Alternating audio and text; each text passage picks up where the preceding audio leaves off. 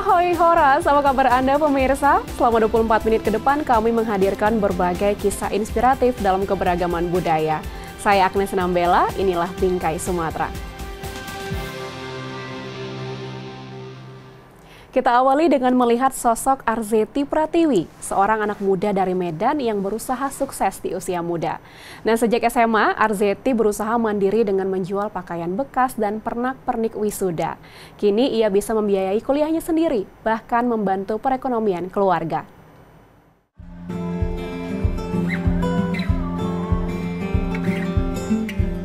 Inilah Arzeti Pratiwi atau kerap dipanggil JJ.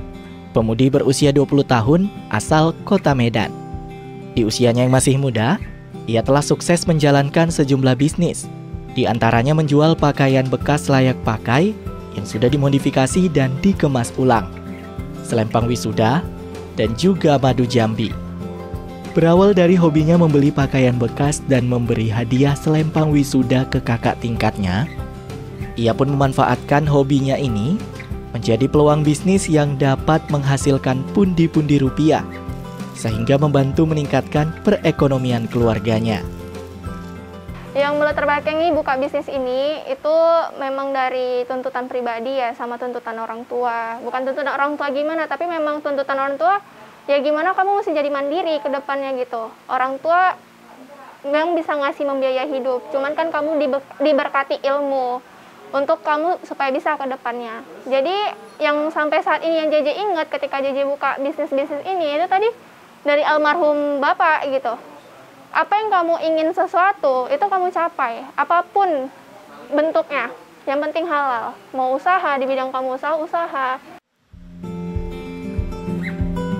Sebelum pandemi, dalam sebulan JJ bisa menghasilkan 3 hingga 4 juta rupiah. Penghasilannya ini ia pergunakan untuk membeli alat dan bahan bisnisnya, serta biaya kuliah yang saat ini sedang ia jalani. Harga barang yang ia jual pun juga cukup terjangkau. Untuk selempang wisuda, dibanderol harga sekitar Rp40.000. Pakaian bekas dari harga Rp55.000 hingga Rp150.000. Dan 1 kilogram madu dijual dengan harga Rp160.000. Biasanya JJ menjual barang dagangannya melalui online maupun offline. Di era yang serba digital saat ini, JJ juga memanfaatkan sejumlah media sosial untuk ajang promosi. Salah satunya TikTok. Dengan bermodalkan alat komunikasi seadanya, JJ melakukan beberapa gerakan promosi dagangannya dengan alunan irama musik dari TikTok. Keberhasilan JJ dalam menjalankan bisnisnya ini tidak terlepas dari peran dan bimbingan Forum Komunikasi Partisipasi Publik untuk Kesejahteraan Perempuan dan Anak atau FK Puspa Sumut, dan juga Lembaga Pemberdayaan Perempuan dan Peduli Anak atau LPPA Marelan. JJ kerap dibantu, diberikan arahan, dan didukung oleh FK Puspa dan LPPA Marelan, karena JJ merupakan salah satu remaja binaan mereka. Sebenarnya JJ ini kan adalah salah satu binaan dari teman kita atau mitranya dari FK Puspa Sumut, yaitu LPPA Marelan, dalam membina masyarakat yang ada di wilayah Marelan gitu kan. Jadi kita mengasih ruang-ruang untuk JJ, untuk ruang promosi, kemudian ruang untuk bagaimana dia menjadi pembicara di salah satu seminar online kita laksanakan bersama Kementerian Pemberdayaan Perempuan dan Perlindungan Anak Republik Indonesia. Di seminar itu JJ memotivasi sebagai champion, sebagai role model bagi pemuda.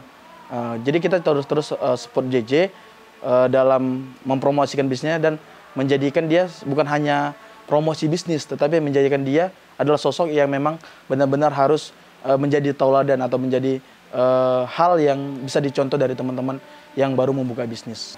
Tetap semangat karena banyak dukungan dari keluarga, terutama orang tua, mama, karena mama cuma satu-satunya.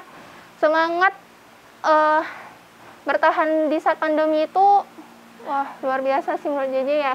Yang biasanya kalau teman-teman yang berbisnis pasti mentalnya down, sekarang ya sama JJ juga ngerasain, tapi JJ nggak mau bawa sedih, karena kalau kita sedih ya pasti orang sekitar kita juga sedih. So we have to happy, right?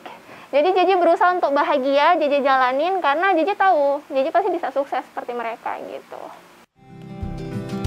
JJ, satu dari jutaan pemuda mandiri dan inovatif di Indonesia yang dapat menjadi contoh bagi kita kaum milenial untuk bisa produktif dan melek akan peluang bisnis di usia muda.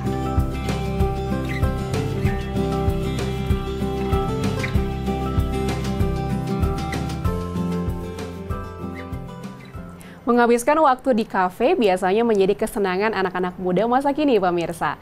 Namun beda dengan sekelompok pemuda asal Medan yang satu ini. Mereka punya hobi nongkrong di museum. Melalui berbagai kegiatan edukatif, para milenial yang tergabung dalam komunitas Kopi Murah ini berupaya membangkitkan kembali semangat kaum muda untuk cinta pada sejarah bangsa yang terekam dalam museum.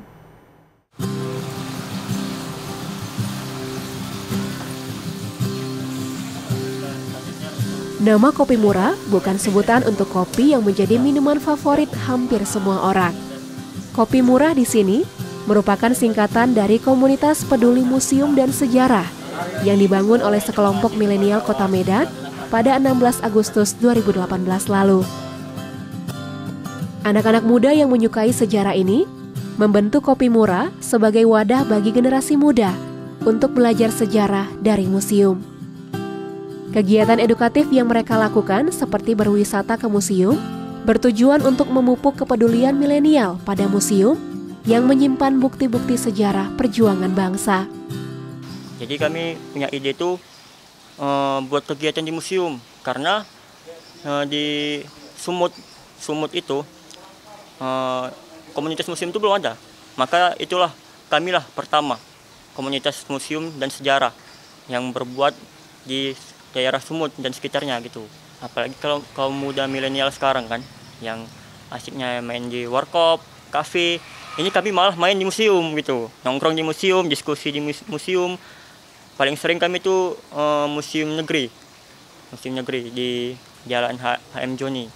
Jadi untuk buat kegiatan itu, itulah tugas kami. Kayak mana cara mengajak masyarakat terutama kaum muda milenial untuk main-main ke museum. Jadi ketika mereka melihat kami di museum, mereka ngapain tuh? Kayaknya asik gitu.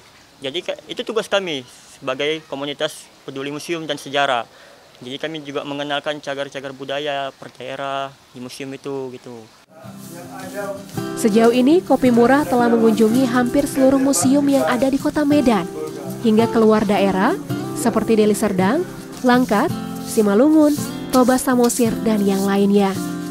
Setiap kali mengunjungi museum, mereka selalu menyempatkan waktu untuk merapikan arsip-arsip tua yang ada di museum, serta membersihkan bangunan dalam museum, terutama museum yang sudah lama tidak terawat. Komunitas ini juga memiliki 4 bidang, di mana setiap bidang bekerja dengan tujuan utama, yaitu untuk melestarikan museum. Di tengah pandemi seperti sekarang, Kopi Murah tetap aktif melakukan berbagai kegiatan. Mereka tetap mengunjungi museum yang telah dibuka selama pandemi dengan menerapkan protokol kesehatan. Terkadang mereka juga melakukan kunjungan virtual yang disiarkan di akun Instagram Kopi Murah. Dodi Syaputra Siregar merupakan salah seorang anggota yang telah bergabung di komunitas ini selama 2 tahun. Mahasiswa jurusan Sejarah Peradaban Islam di UINSU ini mengaku sangat bersyukur bisa menjadi bagian dari Kopi Murah. Awalnya tadi balik lagi kepada jurusan saya kan. Saya jurusan Sejarah Peradaban Islam yang otomatis berkaitan dengan sejarah dan sama dengan otomatis dengan museum. Nah, kebetulan komunitas peduli museum dan sejarah ini adalah komunitas yang berkaitan dengan museum, berkaitan dengan ilmu-ilmu sejarah. Jadi disitulah saya masuk di sini biar mendapatkan tambahan-tambahan lebih yang tidak dapat di kampus gitu. Saya sering mengajak, ayo long masuk gabung kita di sini, kan berkaitan dengan jurusan kita juga. Kita ajak gabung terus edukasi, biar museum ini tidak kesannya membosankan, biar museum tidak kesannya tua gitu. Sejarah kerap jauh dari dunia anak muda. Hadirnya Kopi Murah atau komunitas peduli museum dan sejarah ini menjadi wadah untuk mengakrabkan generasi milenial kepada sejarah yang tidak bisa lepas dari kemajuan peradaban manusia.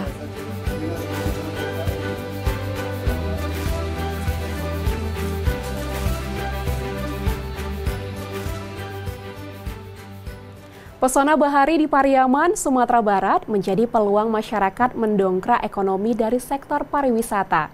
Salah satu desa yang menjadi ikon desa wisata pesisir adalah Desa Apar. Nah, di desa ini terdapat hutan mangrove dan konservasi penyu. Kita lihat liputan selengkapnya.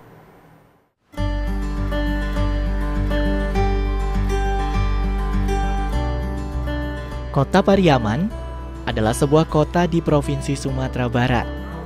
Kota ini dijuluki sebagai kota pantai karena dianugerahi garis pantai sepanjang 12 km. Ini menjadi peluang bagi sektor pariwisata dan sosial ekonomi masyarakat jika dikelola dengan baik.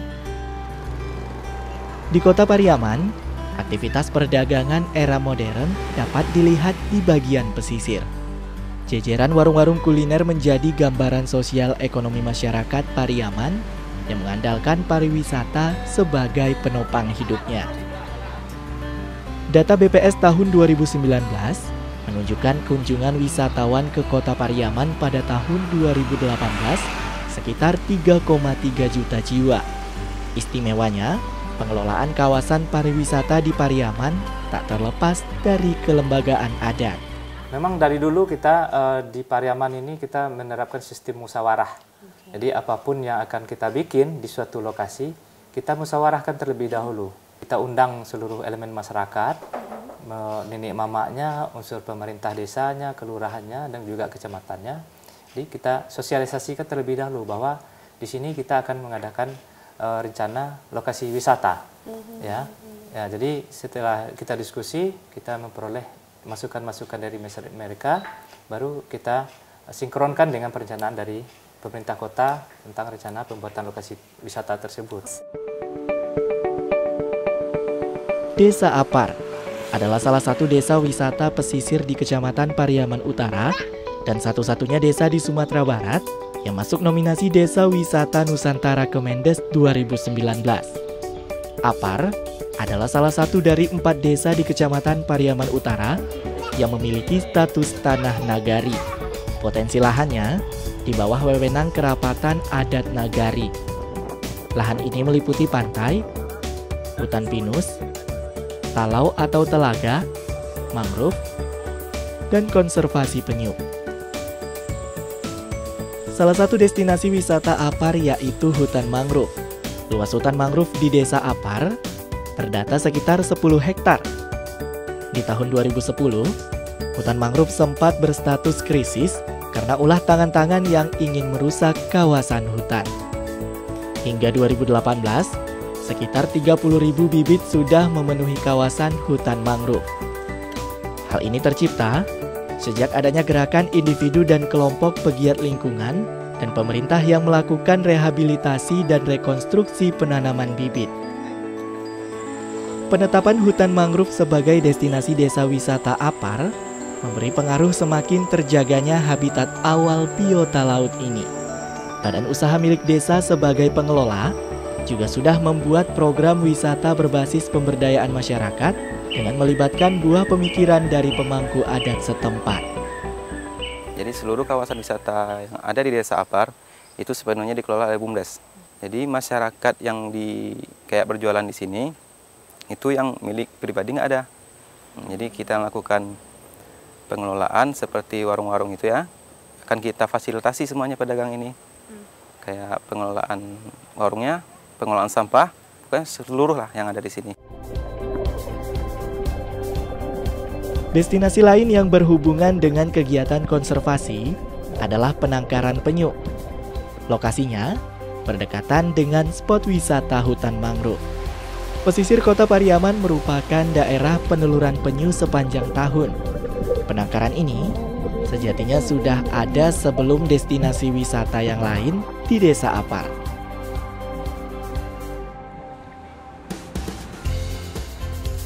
Pengelolaan kawasan pariwisata di Pariaman tidak terlepas dari nilai arif musyawarah masyarakatnya sebagai perisai pengembangan wisata daerahnya. Mereka saling bahu-membahu yang berujung pada terjaganya ekosistem dan bertumbuhnya nilai ekonomi masyarakat. Ya, sebagai makhluk yang punya rasa, memang seyogyanya manusia hidup saling berdampingan dengan sesama dan juga alamnya.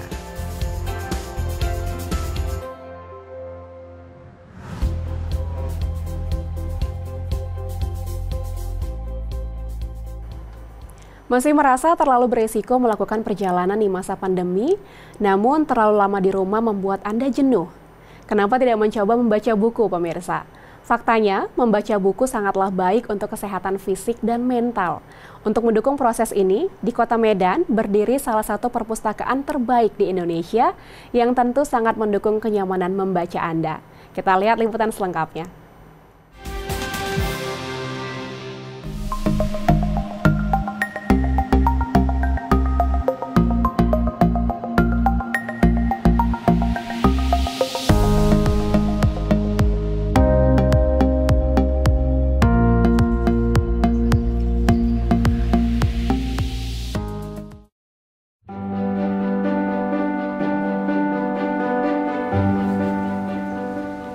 Pemirsa, gejala gangguan kesehatan mental tidak selalu sama.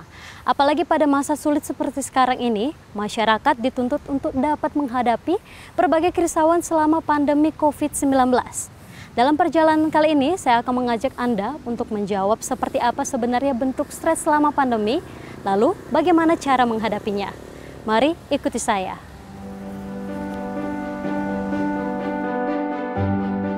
Kasus pandemi COVID-19 sudah memasuki akhir 2020, namun dampaknya masih dirasakan hingga sekarang.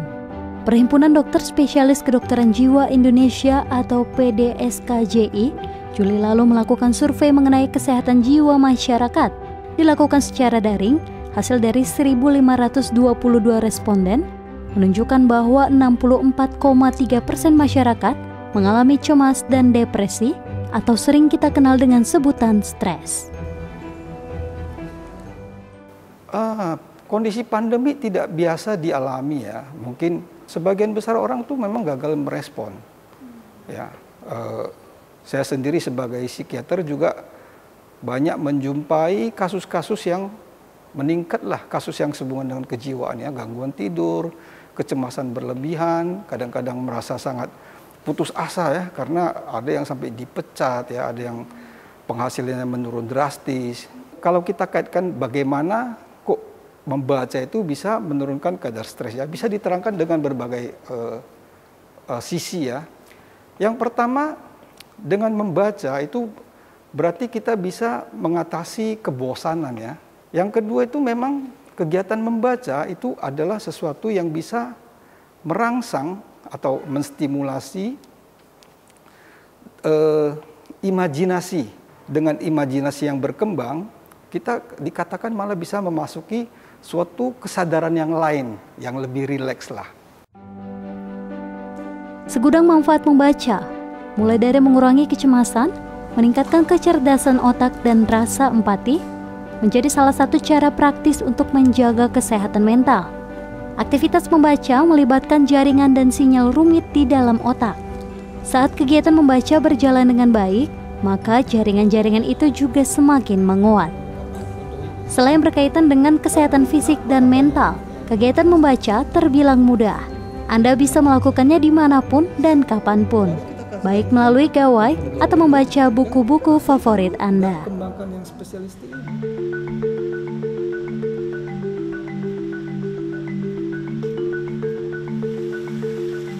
Bicara soal membaca, saya menemukan salah satu perpustakaan terlengkap di Indonesia yang sangat mengedepankan kenyamanan membaca. Perpustakaan ini juga memanfaatkan kemajuan teknologi untuk mendukung laju informasi dari buku konvensional. Bernama Digital Library Universitas Negeri Medan, perpustakaan ini didirikan pada tahun 2013. Berdasarkan data repositori perpustakaan internasional tahun 2020, Digital Library Unimed menduduki peringkat ke-113 sedunia sebagai salah satu perpustakaan digital terbaik.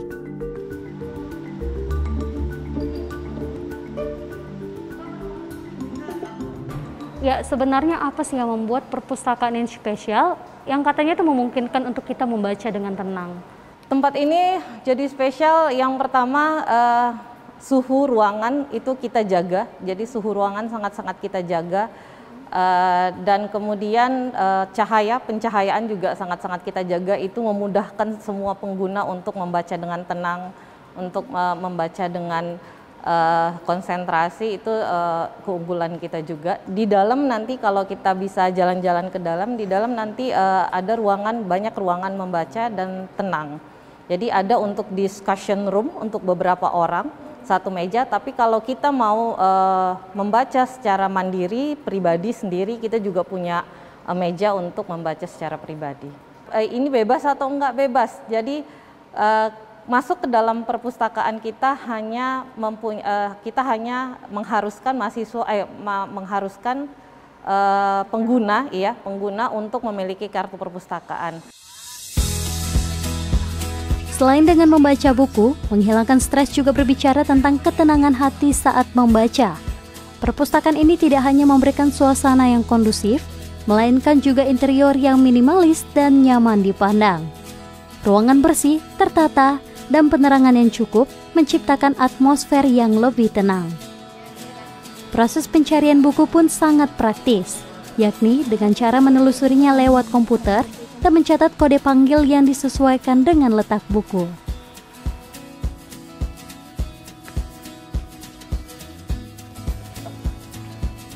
Selama pandemi, perpustakaan ini buka pukul 9 pagi. Anda bisa saja datang ke perpustakaan ini, tapi jangan lupa protokol kesehatan ya. Husna, salah satu pengunjung mengaku mendapatkan ketenangan setiap kali berada di perpustakaan ini. Ini terbaik sih. Kenapa? Untuk suasananya lumayan nyaman, nggak berisik, jauh dari kebisingan tempatnya. Kita bisa pilih tempat sendiri gitu, untuk tempat-tempat menyendiri itu selalu ada gitu. Jadi perpustakaan itu kalau menurut saya selalu identik dengan kesunyian dan tenang. Tidak perlu cemas lagi ya pemirsa, kini pandemi dapat kita lawan dengan membaca. Membaca dapat mengurangi kejenuhan pikiran. Pikiran yang sehat akan berdampak pada kesehatan fisik kita. Fisik dan mental yang sehat akan meningkatkan antibodi yang sangat diperlukan untuk melawan virus corona.